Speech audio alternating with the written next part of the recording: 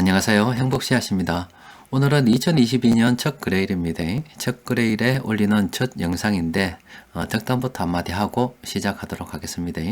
이 영상을 바라보시는 모든 분들 새해 복 많이 받으시고 올해는 뜻하시는 바 모두 다 이루어 가시는 그런 한 해가 되시길 바랍니다.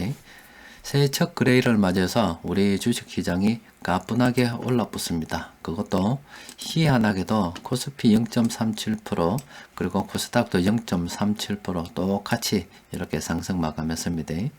시장 수급을 들여다보면은 개인들이 많이 매수했는데 코스피에서는 개인하고 외국인이 동시에 순매수했고 그리고 코스닥에서는 개인이 많이 매수했습니다.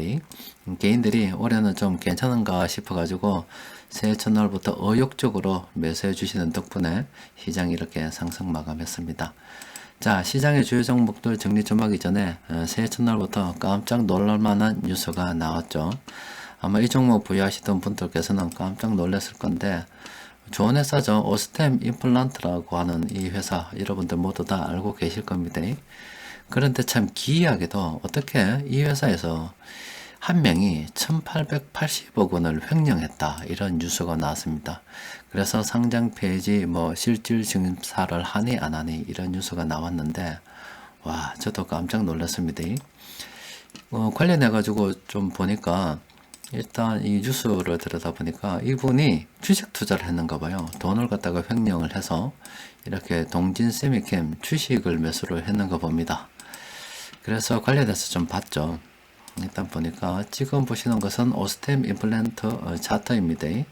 아마 여러분들께서는 이 종목 들고 있지 않을 겁니다. 왜 그러냐면은 우리가 이제 잘 아시죠? 이럴 때 매수하고 이럴 때 매도하는데 이 이후에 이렇게 매수 세력들이 매수를 한다 하더라도 사실은 이런 기간에는 우리가 매수한다 이렇게 생각하지 않잖아요. 그래서 이 종목을 보유하지 않은 분들이 많으실 건데 그래도 부유하신 분들이 계실 수도 있으니까 참 안타까운 일입니다. 그리고 이때 10월 달에 동진세미캠 주식을 매수했다 그래요. 그 보니까 이렇게 위로 치만방을 솟아있죠. 아마 이거 같은데 이때 그 1440억 원이면 굉장히 큰 물량이잖아요. 한 방에 매수하려고 하다 보니까 이렇게 동침을 한 방 쏘아본 것 같습니다. 그래서 이 종목이 또 상장 폐지 되니 안 되니 걱정스러운 분들 많으시겠죠. 그런데 안 될 것 같습니다. 왜냐하면은 다 주식을 들고 있잖아요. 다소 손해보긴 했습니다만은 상당 부분 회수할 수 있지 않을까 싶긴 합니다. 상장 폐지는 일단 저는 안 된다고 봅니다. 자, 그리고 오스템 임플란트 관련해서 제가 좀 정리를 해봤는데 재무 관련해서 살펴보면은 참 이런 횡령은 정말로 예측하기가 힘듭니다. 자, 보세요. 오스템 임플란트 재무제표를 보면은 이렇게 해마다 매출액이 늘어나고 있죠. 그리고 영업이익도 눈에 띄게 이렇게 늘어나고 있습니다. 2019년도에 당기순이익이 좀 적자를 보긴 했습니다만은 이후에 또 곧바로 회복을 했죠.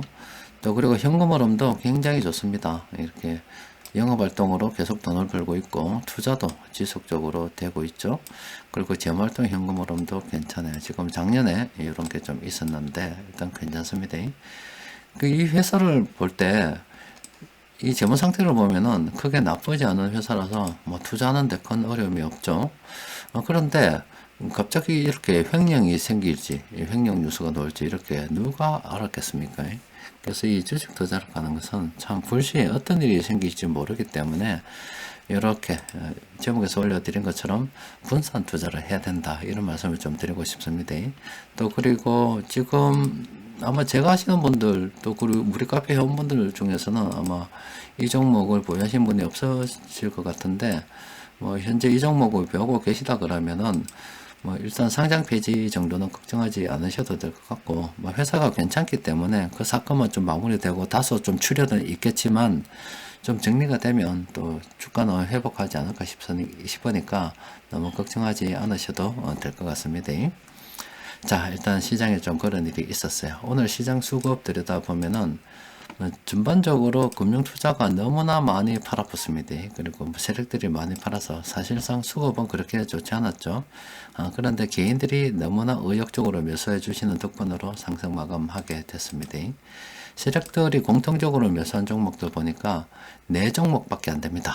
별거 없어요. 몇 개 안 되니까 잠시 살펴보도록 합시다.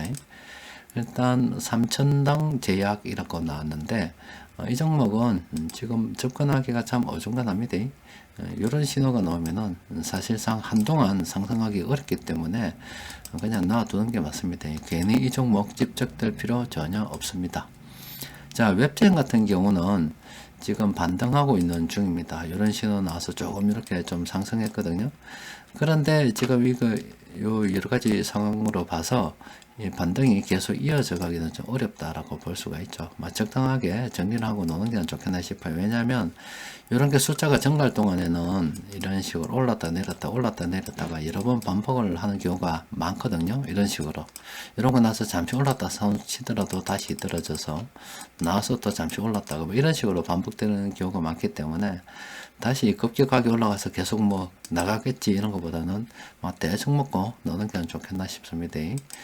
또 이래 J 콘텐츠리 이 종목 같은 경우도 예전에 뭐 자주 다뤘기 때문에 별로 말씀 안 드려도 되겠죠. 지금 조심해야 되는 그런 상황입니다. 해성 DS 같은 경우는 지금 접근하기가 그렇죠. 사실상 그런데 여러분들 주식 투자다 보면은 이런 경우가 있습니다. 지금 이 종목 잘 보세요. 이 종목 이렇게 잘 보면은 이렇게 오르죠. 이렇게 계속 오르죠. 근데 이 종목은 이렇게 오르는 종목은 크게 상승할 가능성이 굉장히 큽니다. 장기간 상승할 가능성이 굉장히 큰데 그런데 이런 종목 사실 우리가 먹기는 좀 어렵습니다.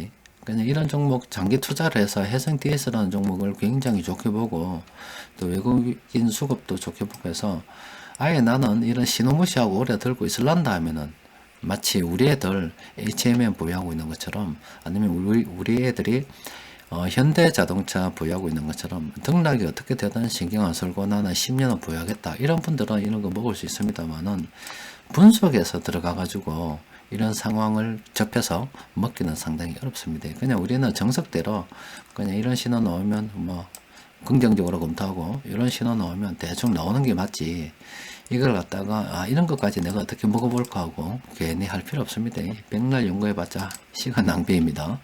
그래서 만약에 보유하신 분들 나 이 종목이 좋아서 보유하고 있다 그러면은 이런 흐름은 굉장히 좋은 흐름이고 또 이런 흐름이 될 때 꾸준히 꾸역꾸역 올라서 크게 상승하는 경우가 많기 때문에 이미 보유하고 계셨고 이 종목 좋다 생각했다면 처음 생각 것까지 밀어붙여 보시는 것도 괜찮지 않을까 싶습니다.